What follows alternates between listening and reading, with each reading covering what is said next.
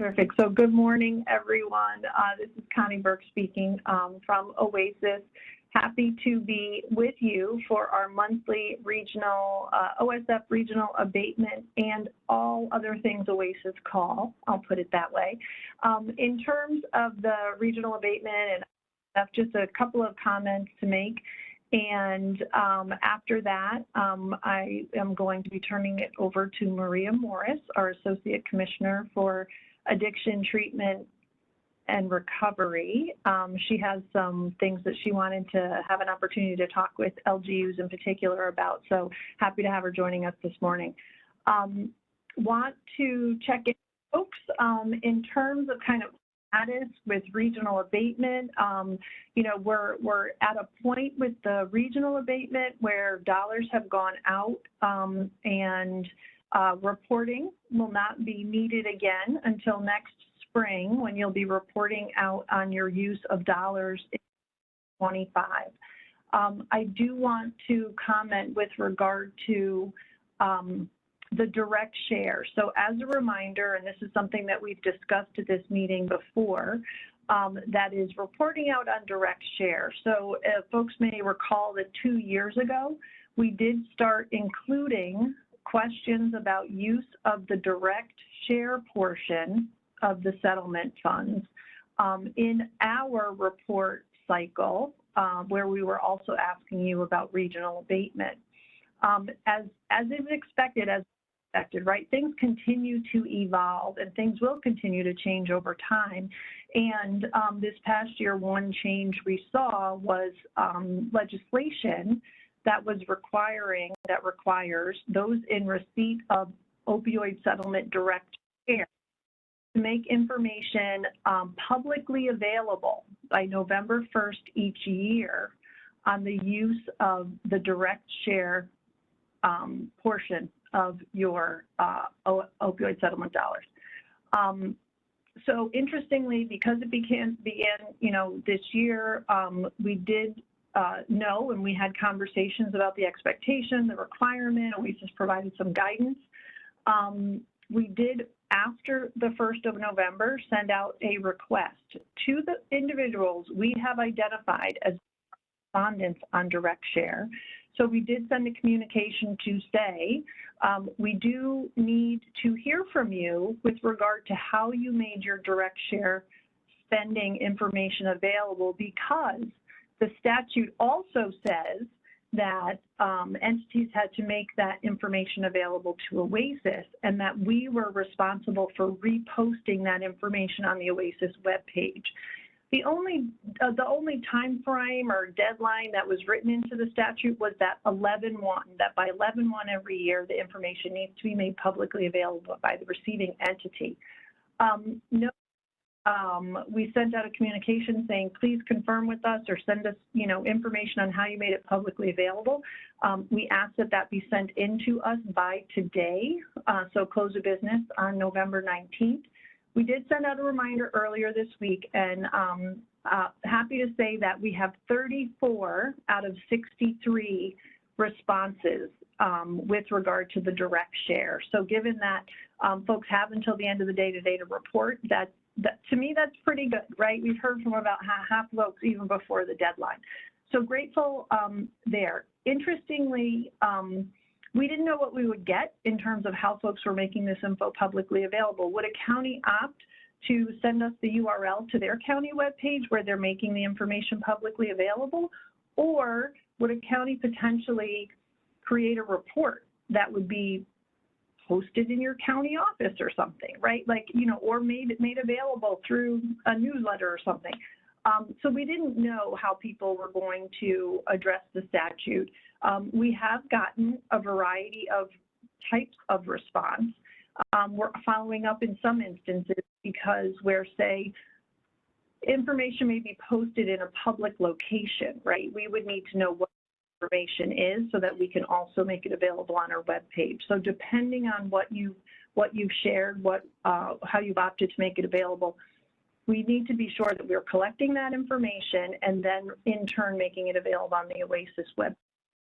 We are talking with our communications team about building out a section in the Opioid Settlement Fund OASAS webpage to address this requirement.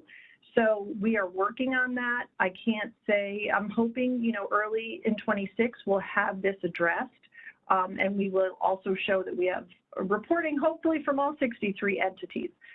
One thing I do want to make folks aware of, if we don't hear from an entity, we will be indicating on the OASAS webpage, like no information received or something like that, right? To note that it's not an omission or an oversight, it's that we didn't receive information from the entity. And wanting to be sure that we're being transparent and thorough, I'm hoping that because of the statute, that will be the impetus for everyone to respond and make information available. So any questions or comments about the direct share reporting, how you've responded to that 11/1 deadline, any other questions or concerns? I know there were counties that were already posting information about opioid settlement on their webpage, around regional abatement. I think another thing that I think is going to be interesting too, and I haven't personally looked at the reports coming in, but to what extent are counties actually pooling the opioid settlement dollars they're getting? So taking regional abatement and your direct share and really bringing those amounts together to plan and address needs, I think will be interesting to look at. Certainly the work that NYU is doing in better understanding the use of regional abatement funding will get to kind of that thinking and how you are managing at the local level, giving the funding that you have at hand. All right, I don't see any hands up. I don't see any comments or questions in the chat regarding what we just talked about. Hopefully these monthly check-ins continue to be helpful and an opportunity just to make sure we're on the same page and moving in the same direction on things. So having shared what I needed to, I'm going to actually turn to Maria Morris now and invite her to take the stage. Good morning, everyone. As Connie said, my name is Maria Morris Groves. I have the privilege of serving as the Associate Commissioner for Addiction Treatment and Recovery, and it's nice to see some familiar faces and then to see names and faces of folks that I haven't yet come into contact with recently. There's a couple of things that are happening in the treatment realm and the recovery realm that I wanted to update you with and to see if you had any specific questions about. The first one is recovery residences. That's been out for almost a year now. We continue to do 1As, but the team is curious to see if there is a need for any additional training or information about what are the recovery residences and how that application process comes through. So I'll just pause there to see if anyone has any questions specifically around recovery residences. They seem to have thought that there might have been some concerns when providers approached folks around the 1A. One of the things that I encouraged them to do is to work with the providers to kind of get the bulk of their concept done so that you're actually knowing what the person that's approaching you about the recovery residence is looking to do or has in place.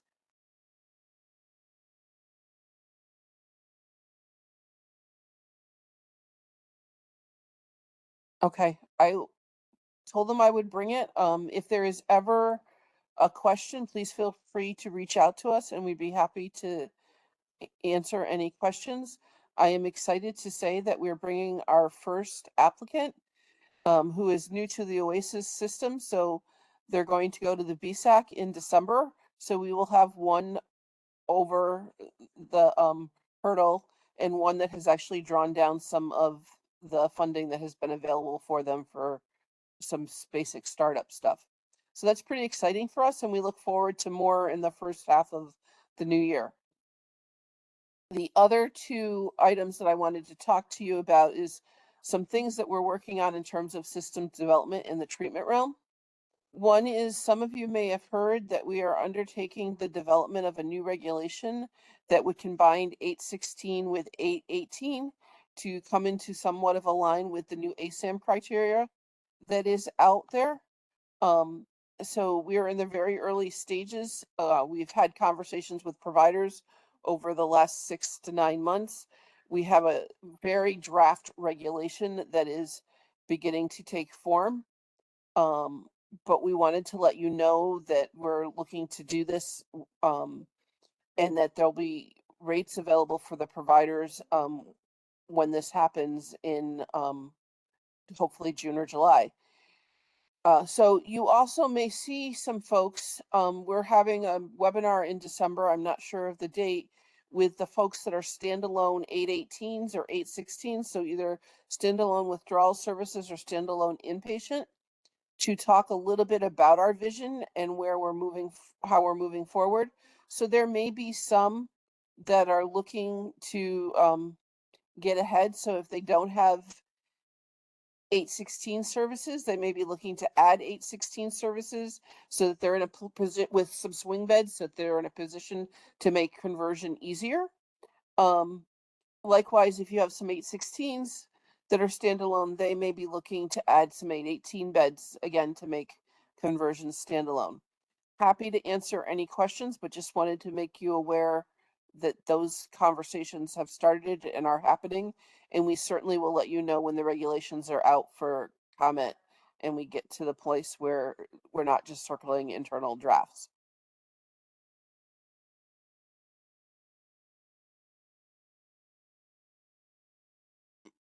Okay. And then the last one has to do with comprehensive outpatient services. As you know, we've been pushing to make outpatient services have access to all forms of addiction medication, including methadone. And so we have recently started to message to providers, whether they are that are new applicants or new PRUs that they want to open, that we would like them, and we're strongly encouraging them to consider adding methadone to that realm and being a comprehensive outpatient program. So when we have a new applicant come forward, we're talking with them about the SAMHSA and DEA requirements around methadone, and we're asking them to develop a plan that whereby they will work toward making that accessible in their program as they move toward opening. We see that as really the vision for the future. We have not thought through what that means for current providers, other than, if they start to look at relocations, we may start to encourage them to think about what that looks like as they start. So again, happy to take any questions, hear any concerns, but wanted to let you know that that was messaging that we have started to have. And also thank those of you who have been part of those conversations with us for your support and your encouragement with the providers, because there's been a couple of situations where I think you guys have really been influential in helping new providers kind of think it through and making those matches. And so that is really nice to hear. There's a question in the chat. I had the Okay. same one. I don't know if you can speak to that.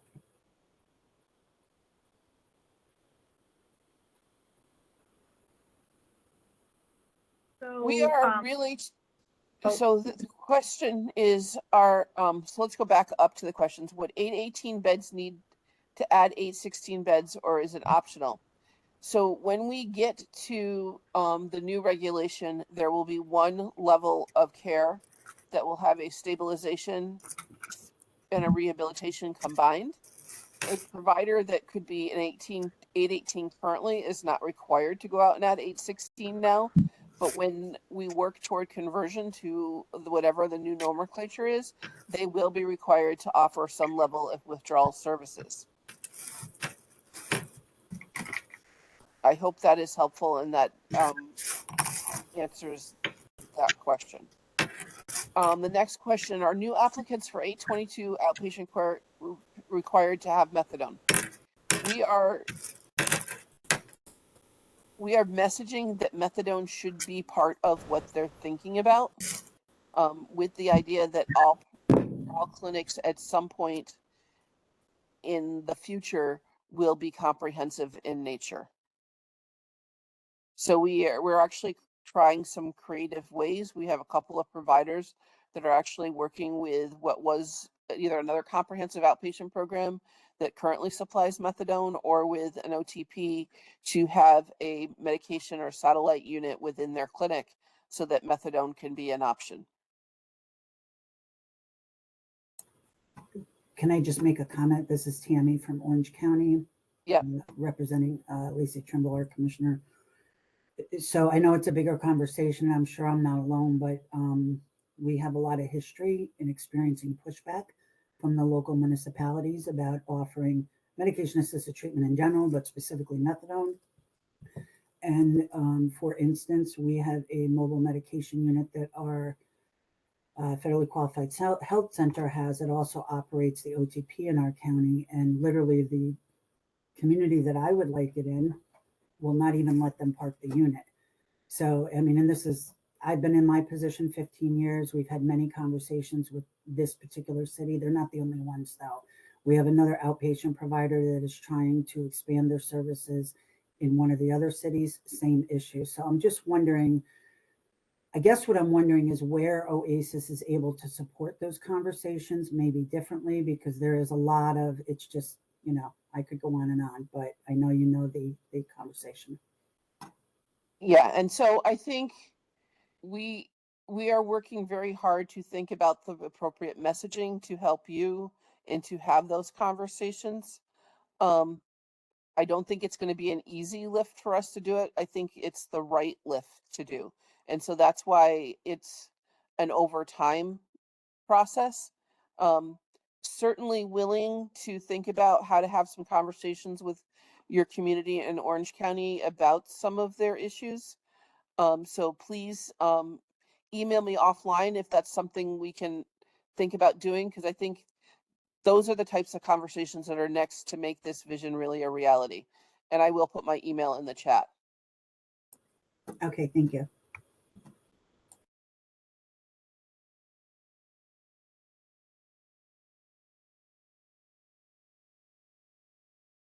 Maria, there's one more question in the chat. How does this impact OMH integrated outpatient clinics? You know, I think ultimately at the end of the day, we would like all programs to have access to everything. And again, it's going to be an over time piece. You know, as you know, we've been doing quite a bit of work with OMH on integrated services, and in the spring or end of first quarter, we'll be rolling out an endorsement for our outpatient programs regarding co-occurring disorders, and OMH will be doing the same for theirs. And hopefully soon after that, an integrated behavioral health regulation will follow. So, you know, it would be our intent, and I believe we wrote in medication into the IBH reg, but as we're talking, I'm going to go back and check that. So our hope is that it would be a full array of services. Okay, I'm just going to clarify again. I'm sorry. Did you say co-occurring designation come spring? Yes. Oh, that's exciting. It is very exciting, and we will do probably a joint webinar with OMH to talk about the timeline and the process. But then certainly I can reach out to Kelly and the team at the conference about briefing all of you for it so that you're aware.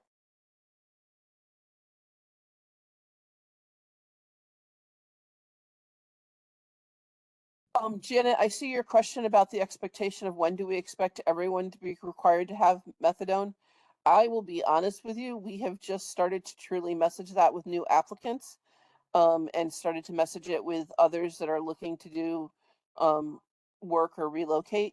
I think it is going to be a process over time. It is not one that we've put a hard and fast deadline on, for all of the reasons that you know in regards to the pushback that you get in communities. What we're really trying to do is make it the appropriate messaging, that regardless of what community you live in, someone may need access to that methadone. Margaret? Hi. I'm sorry. Thank you so much. Just a quick question. So, how is the need determined? So, for example, if a provider is in a community where there is ample access to methadone through another provider within, 15, 20 minutes, would that provider also then be required to add methadone um, to their array of MAT? Could it I be think that is, the I, agreement, I, you know what I mean, with those other providers? I'm just thinking for some of the smaller providers, the cost of adding security, all sorts of things, right? I mean, and then the whole community issue, if it can be demonstrated that there is minimum need and that everyone in your community has access within a certain, mileage, would there be negotiations or exceptions around that? Just wondering how you imagine that or envision that. I think it's open to ongoing discussions, and partially because I will agree that it was a question posed, it was a vision that we have, but then there is the reality of on the ground. And so we're going to continue to message it and negotiate as we can go. There are not currently any additional funding available. We've had lots of funding out there for folks to become comprehensive outpatient. Our last award was made early in the fall. So again, part of it is it is what we're going to message as we go forward. We're going to have negotiations with the communities as appropriate. But we wanted to make you aware that that is what we have started to message, knowing that there will be pushback and there will be conversations that will have to be had on individual levels about what's going on, and also knowing that we also need to be supportive of you in the local community. When we started this a number of years ago, our vision was for every county to have access to methadone and other addiction medications. We are close, but we are not perfect in that. And part of that is because you have some of your colleagues that do the best they can to champion services, but they also have the realities of the communities that they live in. And what do you see as the role of the DCS? And I'm so grateful that you're sharing this with us now, but I'm wondering, for example, will I be included in conversations about access in my community in order to offer my expert view of access to those things and my thoughts on what might work best in Seneca County? And would other DCSs have the same opportunity to participate in that planning? Yeah, I mean, all of the I've sat in on 2 or 3 of the 1As since we kind of made that decision that we were going to push. Have all included the LGUs, and I always say to the regional office, and they've been very good about including you in the discussions as you go forward. And I do think that each community may be a little bit different in terms of what it looks like. But I think the vision is to really make the full array of medications for addictions available in an accessible and equitable way. That I use the example of, people have a preconceived notion of what a methadone clinic looks like. I visited a COPS program recently,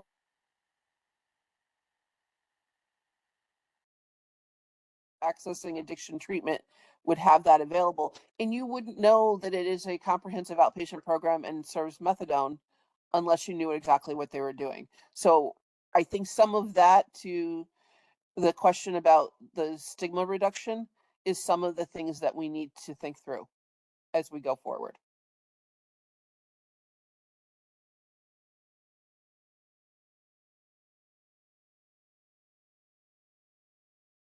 And every conversation we have like this helps us hear what's happening on the ground. So we'll continue to come back to you.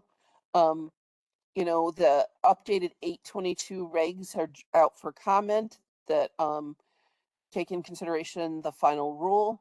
We hope to follow that. They're being promulgated with updated guidance in the spring, which would then give us an opportunity to do some listening sessions as well as some further discussions around the issues of pushing forward with the whole concept of comprehensive outpatient. So Maria, there's another question in the chat. The rules around methadone are strict. Will that change to allow more access? And also, Janet, I see it.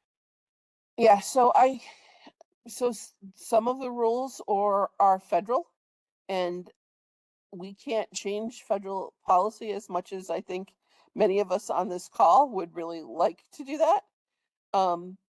We are looking at having conversations with folks about, if you're a smaller program, how large of a safe and how large of things do you really need? And so I think some of that is going to be learning as we go, but we certainly are not in the place of waiving any DEA rules or any SAMHSA rules. Federal regulations are federal regulations.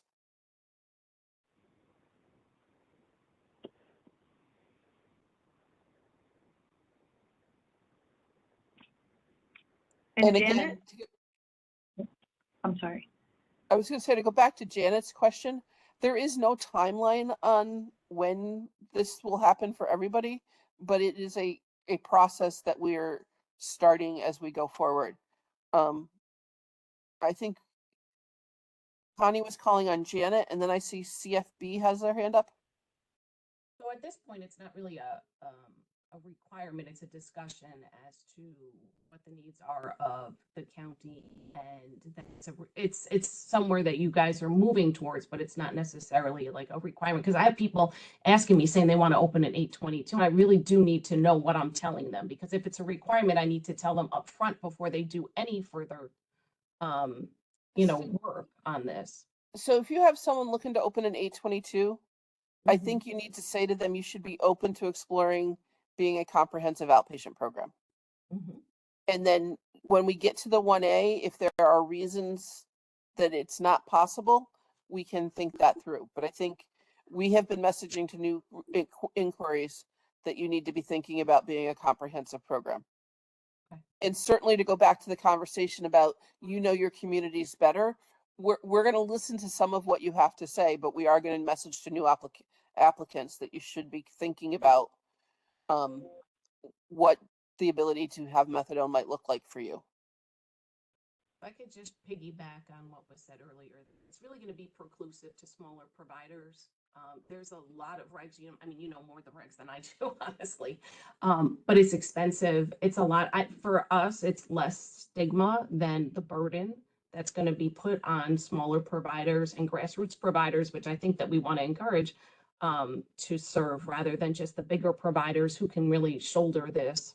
And then, of course, the need or the lack of need that's within the community that I think is important for us as the LGU. Understood. And what I would say, Janet, is let's have conversations with you and your regional office about, what's the population, how are they looking, what's currently happening, and what may be the options in your county. Okay, thank you.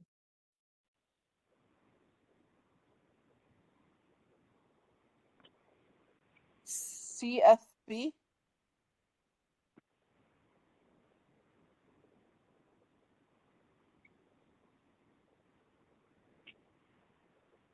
If you're talking, you're muted. Hi, everybody. Hello. Hi, everybody. It's Carrie Faith Besserman from Suffolk County. Sorry, in the car, so background noise. I was just wondering, under the 8/22, the revisions that are going on, one of the things that we noticed, particularly related to medical director and medical director for the OTPs, was that there's different criteria under SAMHSA than there is under the OASAS regulations. And ironically, the federal guidance was, it might be nice kind of a thing. And in the OASAS side, it was a must be as far as Addiction Medicine Board. I was wondering if we could align those a little bit more closely, if that was considered. I had sent that in as a suggestion some time ago. I just don't know if it went anywhere. So Okay. I figured, why not add that here? I believe I heard the medical team talking a little bit about this, but I will bring it back and add that to the comments around the new 8/22s.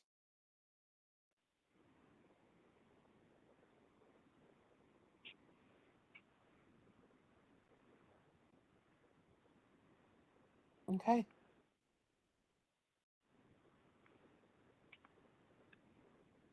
So I'm just checking to see if there are any other hands up. Certainly want to give people ample time if you do have another question or a comment for Maria, that you take a moment, whether that be in the chat or to raise your hand. Maria, So thank you.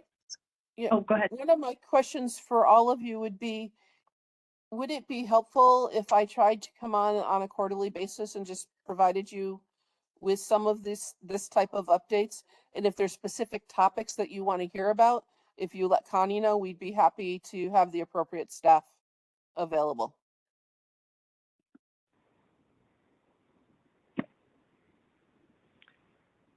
I think that's a great idea, Maria. And, you know, even if it's a brief check-in or maybe just one or two items, I think one thing that I've heard from the LGUs with regard to this meeting is that it's nice to have an open channel between OASAS and the LGUs and an opportunity to share information. You know, admittedly, sometimes I think we've had a rare few occasions where this meeting does not take the full hour, but everyone continues to come back because, you know, even if not OSF related, it's so great to hear from other parts of the agency and to be sure that we're communicating and people are aware of what's happening. So I really, really appreciate you being here today, Maria, and sharing the information that you have.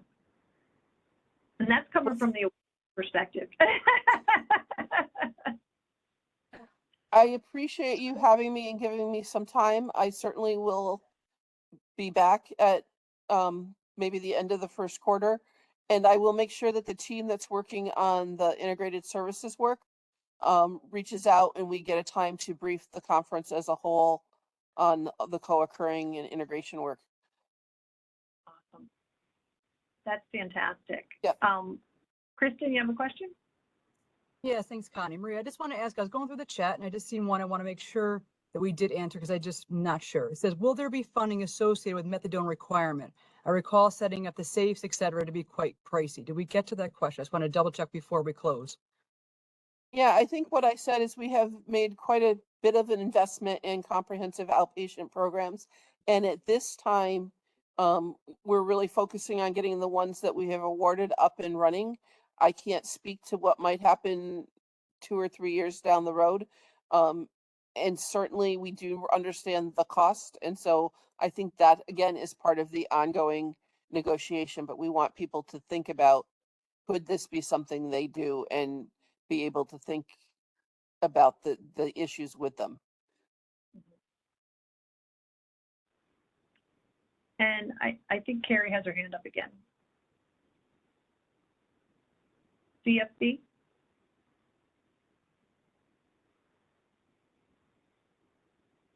Oh, you're muted. It went down and then I thought it came back up. So if not, that's okay too.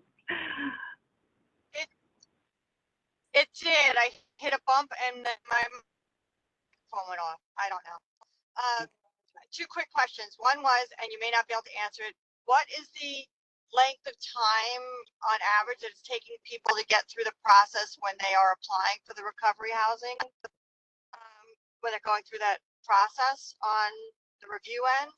My understanding is there's a couple of places that I'm working with who are going through it. And I just kind of want to get a better sense of what that process looks like. And now the other question went out of my head. So the recovery residents, I think the time has varied.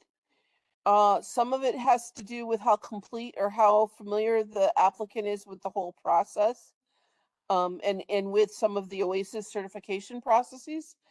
But I would say they're trying to move things through at least within a 6-month process, and hopefully we'll get that down a little bit tighter as we all get better at processing the applications. Thank you. And actually, the other one wasn't a question. It was an agreement that I think there's a lot of value to have these extra opportunities to speak to each other, because especially when things are coming fast and furious, and times are as they are, I think when we have opportunity to make this discussion, it's much more rich than having to go back after a problem. So thank you for being here. Oh, you're welcome. Awesome. I appreciate that comment. And two, if there are things that come up, so from the LGU's perspective, if there are things that come up or that you have questions about or you want an opportunity to discuss, you can also let us know. So we will put that on the agenda, and I will be sure to get the respective OASAS folks at the meeting to be able to have that discussion or discuss whatever, question or outstanding issue you have. Or if you're seeking information, a presentation to address whatever that topic area is. So don't ever hesitate to send an email in advance and let us know. You're certainly, you've got access to Kristen, and she sends updates and she's scheduling the meeting. So you could just reply to one of the meeting invites. You can certainly always reach out to me directly as well, so that we can facilitate additional discussions and opportunities. Absolutely, absolutely. The one other thing I wanted to say before we check in on any outstanding questions and then close is that I want to say thank you to the LGUs. And the reason this time is because I appreciate the flexibility and the willingness to work with OASAS as we are making additional funding available to our providers. And I think that I've spoken to this before, the fact that, there's a lot to learn in terms of how the state dollars flow. And I appreciate Debbie Davis and the Division of Fiscal Administration for all that I have learned over the last couple of years. And one of the things I've learned is how the LGUs are in making funds available to our providers. And I am well aware that you continue to get outreach. Can we make these dollars available through you as the LGU to pass on to providers? So just letting you know, you guys are well aware of it. Of course, Fiscal's well aware of it, but being kind of an outsider to that process, realizing how much work it is. And I also am very aware of how many times we've come back to you saying, oh, we want to add this money. Oh, there's this opportunity. Will you manage these additional dollars, and so on. So really a huge thank you to you. And also I'm grateful for the opportunity to better understand the process and the work that everybody is doing to support the system, make dollars available.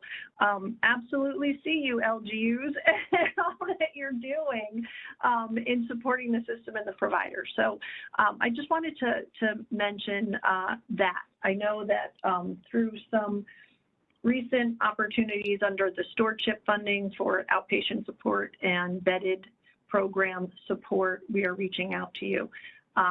So thank you for that. Thank you very much for that. Debbie Davis, I see you. I just wanted to check in quickly to see if there was anything that you wanted to convey or check in with LGUs on. No. I mean, I think this is always great. I appreciated Maria's discussion. We work on things to provide that financial foundation for regulatory changes or any other changes. And we are also, there are many things that we do understand about providing money through the counties, but there's tons of things that we don't. And so we also appreciate learning and hearing from you and looking in ways to continue to support these efforts and, provide vulnerable New Yorkers with services. So thank you again. Yeah, we're always learning. We're ever learning, that's for sure. And too, I appreciate everybody's willingness to kind of think like, how can we get this done? Sometimes we're trying to problem solve how best to make dollars available or help make sure dollars flow or whatnot. And I appreciate the LGUs are always at the table and willing to discuss and kind of think things through with us. So thanks for that. I am thinking it is November. We have, I think, a busy, 6 to 8 weeks ahead of us in terms of celebrating all kinds of good things. We typically would have a meeting in December. So just by a quick show of hands, do folks feel we want to get back together in December, or do we want to take December off and resume in January? After you all got done saying how much you appreciate the meeting and how it's such a great opportunity to come together, I don't mean to take it away. Keep. Oh, I love it. Okay, we got one keep. Oh, okay. So there's a split in the chat around keeping it or not. So listen, we'll go ahead. We'll maintain and we'll have the December meeting just to retain the continuity. Understand that December is a challenge to schedule, so we will get it on the calendar now, and appreciate everybody attending as best they're able. Always feel free to send a delegate if you are unable to attend. And who knows, we could either have a heavy agenda by December. Who knows what the world's going to bring in the next few weeks, or maybe it'll be a light agenda, but an opportunity just to check in. All right. I appreciate everybody. Thanks so much. It's good to see you and talk with you all. Oh, Adam, you have your hand up. Yeah, I was just wondering if there's any update on the grassroots agency initiative or funding. That's a priority for us in the next year, but if OASAS wants to provide the LGU with funding for that, that would be wonderful. Yeah, so appreciate the ask. That is something that the board had identified for the 2026 funding that is made available. So know that we are going through our planning and approval process on funds, and so we don't have anything more to on that just yet. We are moving on what we have been approved for on the $25. So so the state is moving along, and as soon as we have word and opportunity, you will all hear about it with regard to the 26 funding. All right, everybody, take care, stay warm. Talk to you soon.